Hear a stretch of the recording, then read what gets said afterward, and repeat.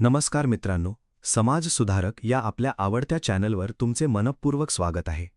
मित्रांनो, महाराष्ट्र ही संतांची, शूरवीरांची आणि समाजसुधारकांची पवित्र भूमी आहे.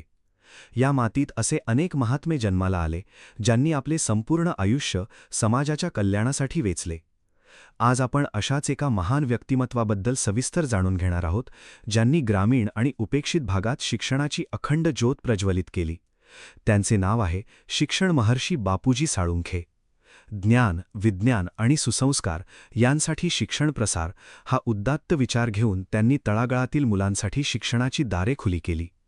चला तर मग या ज्ञानतपस्व्याच्या अफाट आणि प्रेरणादायी जीवन प्रवासाला सुरुवात करूया. भाग 1.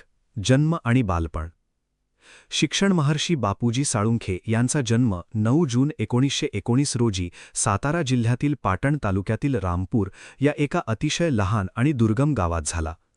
त्यांचे मूळ नाव गोविंदराव मारुतीराव साळुंखे असे होते. त्यांच्या कुटुंबाची परिस्थिती अत्यंत हलाखीची आणि गरिबीची होती. त्या काळात ग्रामीण भागात शिक्षणाचा पूर्णपणे अभाव होता आणि अंधश्रद्धेचे प्राबल्य होते. अशा प्रतिकूल परिस्थितीत बापूजींचे बालपण गेले. मात्र त्यांच्या आईवडिलांनी त्यांच्यावर उत्तम संस्कार केले होते. बालपणापासूनच त्यांनी गरिबीचे चटके सहन केले. या गरिबीनेच त्यांच्या मनात एक नवी जिद्द निर्माण केली.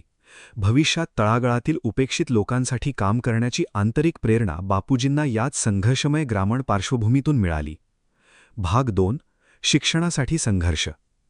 बापूजींना लहानपणापासूनच शिक्षणाची प्रचंड ओढ होती.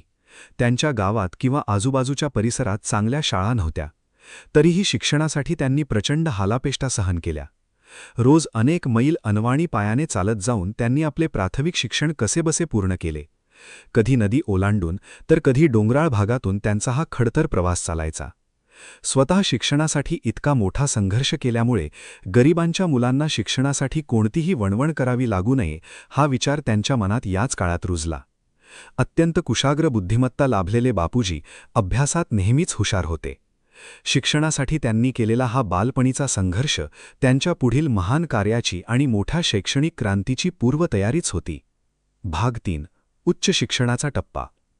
प्राथमिक शिक्षणानंतर पुढील उच्च शिक्षणासाठी बापूजींनी कोल्हापूर आणि बेळगाव या शहरांची वाट धरली. तिथे जाऊन त्यांनी BA आणि त्यानंतर BT या पदव्या संपादन केल्या. महाविद्यालयीन शिक्षण घेतानाही त्यांच्या पुढील आर्थिक अडचणी संपल्या नव्हत्या. अनेकदा त्यांना एक वेळचे जेवण करून किंवा अर्धपोटी राहून आपला अभ्यास करावा लागला. स्वतःच्या गरजा बाजूला ठेवून त्यांनी पूर्ण लक्ष फक्त शिक्षणावर केंद्रित केले. वणवण फिरतानाही त्यांनी ज्ञानाशी आणि आपल्या ध्येयाशी कधीही तडजोड केली नाही. या कठोर संघर्षाने त्यांना अधिक कणखर बनवले आणि समाजातील गरिबांच्या दुःखाची जाणीव अधिक प्रबळ केली. हे उच्च शिक्षण त्यांनी केवळ स्वतःच्या स्वार्थासाठी मुळीच घेतले नाही. भाग 4. स्वातंत्र्य लढ्यात सहभाग. बापूजी साळुंखे हे केवळ पुस्तकी ज्ञानात रमणारे व्यक्तिमत्व नव्हते, तर त्यांच्या नसानसात प्रखर देशभक्ती भिनलेली होती. जेव्हा महात्मा गांधींनी 1942 मध्ये ब्रिटिशांविरुद्ध चले जाओ आंदोलनाची हाक दिली, तेव्हा बापूजींनी त्यात हिरीहिरीने सहभाग घेतला. राष्ट्रसेवेच्या उदात्त प्रेरणेने भारावून जाऊन त्यांनी स्वातंत्र्य लढ्यात स्वतःला पूर्णपणे झोकून दिले. या काळात त्यांनी अनेक महिने भूमिगत राहून काम केले आणि देशप्रेमी कार्यकर्त्यांना मोलाची मदत केली. स्वातंत्र्याच्या या धगधगत्या लढ्याने त्यांच्यावर राष्ट्रवादाचे आणि निस्वार्थ समाजसेवेचे कायमस्वरूपी संस्कार केले. देशाच्या खऱ्या स्वातंत्र्यासाठी आणि प्रगतीसाठी समाजातील अज्ञान दूर करणे आणि जनजागृती करणे किती आवश्यक आहे याची जाणीव त्यांना याच आंदोलनादरम्यान प्रकर्षाने झाली. भाग 5. शिक्षक पेशाचा स्वीकार. देशाला स्वातंत्र्य मिळाल्यानंतर बापूजींनी समाज घडवण्याच्या उद्देशाने शिक्षक म्हणून आपल्या व्यावसायिक कारकिर्दीची सुरुवात केली. त्यांनी काही काळ विविध शाळांमध्ये अत्यंत निष्ठेने अध्यापनाचे कार्य केले. एक शिक्षक म्हणून प्रत्यक्ष काम करताना आणि विद्यार्थ्यांशी जवळून संवाद साधताना त्यांच्या एक गोष्ट तीव्रतेने लक्षात आली. केवळ वर्गाच्या 4 भिंतींच्या आत मुठभर मुलांना शिकवून संपूर्ण समाजाचा कायापालट होणार नाही. अज्ञानाच्या आणि अंधश्रद्धेच्या अंधारात खितपतत राहणाऱ्या लाखो ग्रामीण जनतेला बाहेर काढण्यासाठी शाळांचे एक मोठे जाळे निर्माण करणे अत्यंत आवश्यक आहे. या प्रत्यक्ष अनुभवातूनच त्यांच्यातील एक दूरदृष्टी आणि ध्येयवेडा शिक्षणतज्ञ आकाराला येऊ लागला, ज्याने पुढे मोठा इतिहास घडवला. भाग 6. वैचारिक जडणघडणी आणि प्रेरणा. बापूजी साळुंखेंच्या वैचारिक जडणघडणीवर स्वामी विवेकानंद, महात्मा ज्योतिराव फुले, राजर्षी छत्रपती शाहू महाराज आणि महर्षी विठ्ठल रामजी शिंदे या महापुरुषांच्या विचारांचा अतिशय खोल प्रभाव होता. स्वामी विवेकानंदांचा मानवतावाद व राष्ट्रवाद तसेच फुले शाहूंचा बहुजन उद्धाराचा क्रांतिकारी विचार यांनी बापूजींना कायम प्रेरित केले. समाजातील विषमतेची दरी आणि अंधश्रद्धेचे जाळे कायमचे नष्ट करायचे असेल तर शिक्षण हेच एकमेव आणि सर्वात प्रभावी शस्त्र आहे, यावर त्यांचा ठाम आणि अढळ विश्वास होता. या सर्व थोर समाजसुधारकांच्या विचारांना केवळ पुस्तकात न ठेवता ते प्रत्यक्ष कृतीत आणण्यासाठी त्यांनी आपले पुढील संपूर्ण आयुष्य शैक्षणिक चळवळीसाठी खर्ची करण्याचे निश्चित केले. भाग 7. संस्थेची ऐतिहासिक स्थापना. बापूजींच्या जीवनातील आणि महाराष्ट्राच्या शैक्षणिक इतिहासातील सर्वात सुवर्ण क्षण म्हणजे त्यांनी केलेली शिक्षण संस्थेची स्थापना. 5 जून 1954 रोजी बापूजींनी कोल्हापूर येथे श्री स्वामी विवेकानंद शिक्षण संस्था या महान संस्थेचा पाया रचला. स्वामी विवेकानंदांच्या तेजस्वी विचारांवर अपार श्रद्धा असल्याने त्यांनी संस्थेला त्यांचे नाव दिले. ही स्थापना करताना त्यांच्याकडे कोणतेही मोठे आर्थिक पाठबळ किंवा राजकीय सत्ता नव्हती. होती ती फक्त समाजासाठी काहीतरी करण्याची अफाट जिद्द आणि प्रामाणिकपणा. कोल्हापूरच्या पवित्र आणि ऐतिहासिक भूमीत लावलेले हे ज्ञानदानाचे छोटेसे रोपटे भविष्यात विशाल वटवृक्ष बनणार होते. ही खऱ्या अर्थाने महाराष्ट्रातील बहुजन उद्धाराच्या एका नव्या पर्वाची सुरुवात होती. भाग 8. ध्येयवाक्य आणि व्यापक दृष्टिकोन. बापूजींनी आपल्या शिक्षण संस्थेसाठी अत्यंत विचारपूर्वक आणि अर्थपूर्ण असे एक ध्येयवाक्य निश्चित केले. ज्ञान, विज्ञान आणि सुसंस्कार यांसाठी शिक्षण प्रसार. या एका वाक्यात त्यांचे संपूर्ण तत्त्वज्ञान सामावले होते. केवळ मुलांना साक्षर करणे किंवा हातामध्ये कागदी पदव्या देणे हे त्यांचे ध्येय कधीच नव्हते. विद्यार्थ्यांमध्ये आधुनिक, विज्ञानवादी दृष्टिकोन निर्माण व्हावा आणि त्यासोबतच त्यांच्यावर उत्तम नैतिक संस्कार घडावेत हेच त्यांचे मुख्य उद्दिष्ट होते. शिक्षण हे कायम मानवी मूल्यांची आणि संस्कृतीची जपणूक करणारे असावे अशी त्यांची ठाम धारणा होती. विज्ञानाची कास धरून समाजात न्यायाची आणि नैतिकतेची पेरणी करणारी एक नवी पिढी घडवणे हीच त्यांची दृष्टी होती. भाग 9. ग्रामीण शिक्षणाचा भगीरथ. त्या काळात बहुतांश चांगल्या दर्जाच्या शाळा आणि महाविद्यालये केवळ मोठ्या शहरांपुरतीच मर्यादित होती. बापूजींनी मात्र जाणीवपूर्वक आपला मोर्चा खेड्यापाड्यांकडे, डोंगराळ आणि दुर्गम भागांकडे वळवला. जिथे साधे रस्ते नव्हते, वीज नव्हती, अशा वाड्या वस्त्यांवर त्यांनी शिक्षणाची गंगा नेली. त्यांनी स्वतः डोंगर दऱ्यांत पायी प्रवास करून गावकरी आणि अशिक्षित पालकांशी थेट संवाद साधला. त्यांना शिक्षणाचे खरे महत्त्व अतिशय सोप्या भाषेत पटवून दिले. शाळा तिथे बापूजी असे एक समीकरणच त्या काळात रूढ झाले होते. शेतकरी, कष्टकरी आणि शेतमजुरांची हजारो मुले प्रथमच शाळेची पायरी चढू शकली याचे संपूर्ण श्रेय बापूजींच्या अविरत धडपडीला आणि दूरदृष्टीला दिले जाते. भाग 10. उपेक्षित आणि दलितांसाठी कार्य. बापूजींचे शैक्षणिक कार्य हे जाती, धर्म, पंथ किंवा वर्गाच्या चौकटी पलीकडे जाणारे एक व्यापक कार्य होते. दलित, वंचित, आदिवासी आणि समाजातील सर्वात उपेक्षित घटकातील मुलामुलींना मुख्य प्रवाहात आणण्यासाठी त्यांनी जीवाचे रान केले. दूरवरून पायी येणाऱ्या गरीब विद्यार्थ्यांची राहण्याची व जेवणाची गैरसोय होऊ नये म्हणून त्यांनी अनेक ठिकाणी मोफत वसतिगृहांची स्थापना केली. सर्व जाती धर्माच्या मुलांना एकत्र ठेवून त्यांनी खऱ्या अर्थाने सामाजिक समतेचा आणि बंधुभावाचा प्रत्यक्ष पुरस्कार केला. शिक्षणाच्या या पवित्र माध्यमातून त्यांनी अनेक वर्ष दबलेल्या आणि पिचलेल्या वंचित समाजाला त्यांचा हरवलेला आत्मसन्मान मिळवून दिला. बापूजींच्या या कार्यामुळे गरिबांच्या झोपडीत ज्ञानाचा सूर्य उगवला. भाग 11. स्त्री शिक्षणाचा भक्कम पाया. ज्ञानज्योती सावित्रीबाई फुले आणि महात्मा फुले यांचा पुरोगामी वारसा अत्यंत समर्थपणे पुढे चालवण्याचे काम बापूजींनी केले. त्या काळात ग्रामीण भागात मुलींना शाळेत पाठवण्याचे प्रमाण अतिशय नगण्य होते. मुलींनी चूल आणि मूल सांभाळावे हीच समाजाची मानसिकता होती. ही मानसिकता मोडून काढण्यासाठी बापूजींनी मुलींसाठी स्वतंत्र शाळा आणि महाविद्यालये मोठ्या प्रमाणावर सुरू केली. त्यांनी पालकांचे सतत प्रबोधन करून मुलींना शाळेत पाठवण्यास भाग पाडले. एक स्त्री शिकली की संपूर्ण कुटुंब सुशिक्षित होते यावर त्यांचा अढळ विश्वास होता. आज त्यांच्या संस्थेतून शिकलेल्या लाखो मुली विविध उच्च पदांवर देशाचे नाव उज्ज्वल करत आहेत. हे त्यांच्या कष्टांचे फळ आहे. भाग 12. कडक शिस्त आणि साधेपणा. बापूजी साळुंखे यांचे वैयक्तिक जीवन आणि व्यक्तिमत्व अत्यंत कडक शिस्तीचे, पण आतून तितकेच प्रेमळ आणि संवेदनशील होते.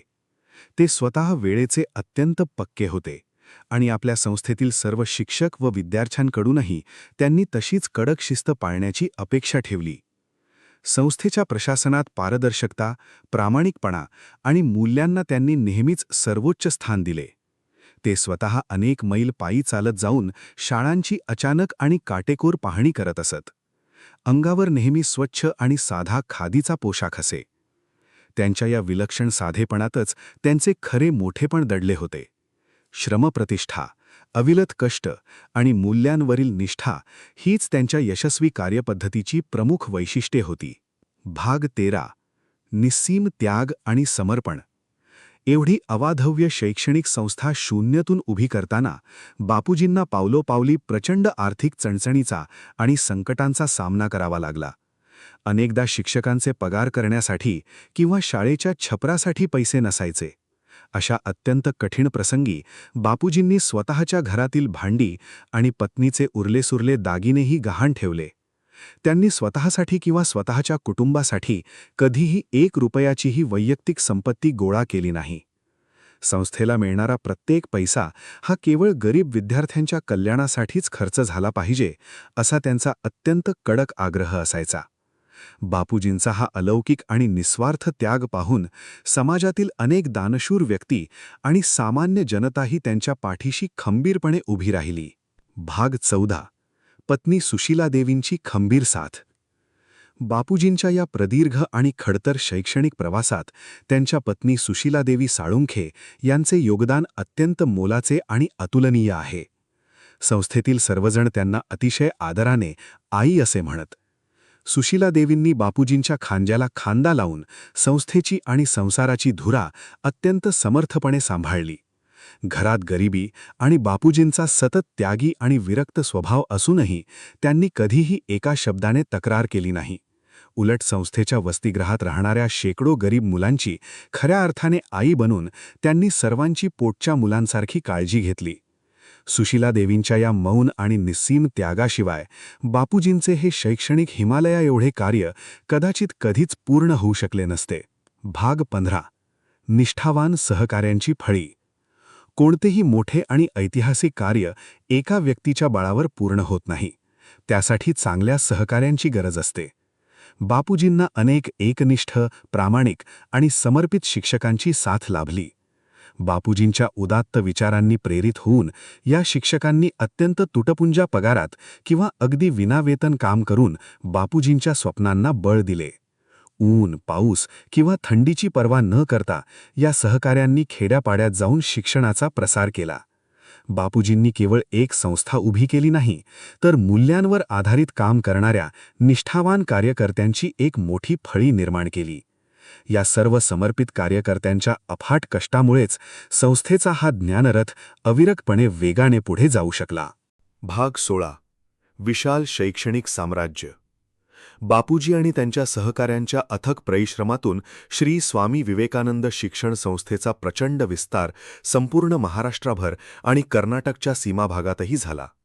बघता बघता कोल्हापूर, सातारा, सांगली, सोलापूर, धाराशिव अशा अनेक जिल्ह्यांच्या कानाकोपऱ्यात शेकडो हायस्कूल्स, कला, वाणिज्य, विज्ञान महाविद्यालये, प्राथमिक शाळा आणि वसतिगृहे दिमाखात उभी राहिली.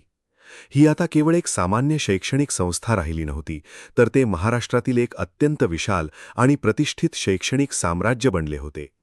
एका सामान्य कुटुंबात जन्मलेल्या व्यक्तीच्या जिद्दीतून आणि अफाट त्यागातून इतकी मोठी समाजोपयोगी यंत्रणा शून्यातून उभी राहू शकते, याचे हे जगातील एक अत्यंत दुर्मिळ आणि प्रेरणादायी उदाहरण मानले जाते. भाग 17. बहुआयामी आणि प्रगल्भ व्यक्तिमत्व. बापूजी साळुंखे हे केवळ एक संस्थाचालक किंवा शिक्षण प्रसारक नव्हते, तर ते एक उत्तम वक्ते, विचारवंत आणि प्रगल्भ लेखकही होते. त्यांच्या भाषणांमध्ये एक प्रचंड मोठी ऊर्जा आणि जादू असायची, जी ऐकणाऱ्या प्रत्येक व्यक्तीला मंत्रमुग्ध करायची. तरुणांना समाजकार्यासाठी प्रेरित करण्याची अफाट ताकद त्यांच्या शब्दांत होती. त्यांनी शिक्षण, समाज आणि संस्कृती या विषयांवर विपुल आणि विचार करायला लावणारे लेखन केले. ते जसे विचारांचे पक्के होते, तसे प्रत्यक्ष कृतीचेही शूर होते. त्यांचे वाचन अतिशय दांडगे आणि अफाट होते. आपल्या अमोघ वक्तृत्वाने आणि लेखणीने त्यांनी समाजमन घडवण्याचे आणि हजारो लोकांना या विधायक चळवळीत जोडून घेण्याचे कार्य केले. सन्मान आणि पुरस्कार. बापूजींनी आयुष्यभर केलेल्या या अतुलनीय, स्वार्थरहित आणि हिमालयीन कार्याची दखल संपूर्ण समाजाने आणि शासनाने अत्यंत आदराने घेतली. त्यांच्या या महान योगदानाबद्दल जनतेने त्यांना प्रेमाने आणि आदराने शिक्षण महर्षी ही सर्वोच्च आणि सार्थ पदवी बहाल केली. महाराष्ट्र शासनाने आणि विविध विद्यापीठांनीही त्यांच्या या शैक्षणिक व सामाजिक क्षेत्रातील असामान्य कामगिरीचा वेळोवेळी सन्मान केला. परंतु बापूजींसाठी खऱ्या अर्थाने सर्वात मोठा पुरस्कार म्हणजे त्यांच्या शाळांमधून ज्ञान घेऊन बाहेर पडणारा आणि समाजाच्या मुख्य प्रवाहात मानाने उभा राहणारा गोरगरिबांचा विद्यार्थी हाच होता.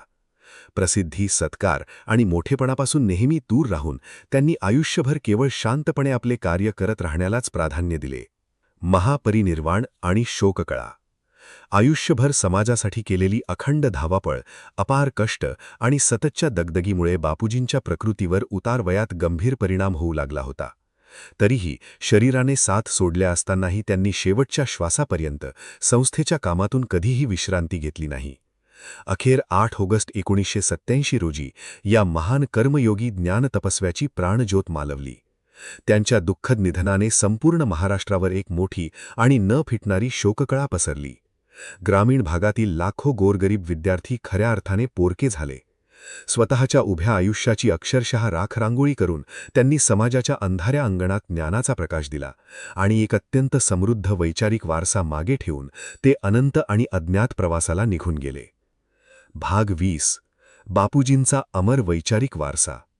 आज बापूजी शारीरिकदृष्ट्या आपल्यात उपस्थित नसले तरी त्यांनी रुजवलेले महान विचार आणि त्यांनी स्थापन केलेली संस्था आजही तितकीच जिवंत आणि कार्यरत आहे. ज्ञान, विज्ञान आणि सुसंस्कार हा त्यांनी दिलेला मूळ मंत्र आजच्या या प्रगत 21व्या शतकातही तितकाच प्रासंगिक आणि महत्त्वाचा आहे. आधुनिक तंत्रज्ञानाची कास धरतानाच आपल्यातील माणुसकी आणि नैतिक मूल्यांची जपणूक कशी करावी हे बापूजींचे विचार आपल्याला पदोपदी शिकवतात. आजच्या भरकटलेल्या पिढीला आणि व्यावसायिक झालेल्या शिक्षण क्षेत्राला योग्य दिशा दाखवण्याचे काम बापूजींचा हा अमर वैचारिक वारसा अविरतपणे करत राहील. त्यांचे संपूर्ण जीवन हाच आपल्या सर्वांसाठी एक खूप मोठा आणि प्रेरणादायी आदर्श पाठ आहे.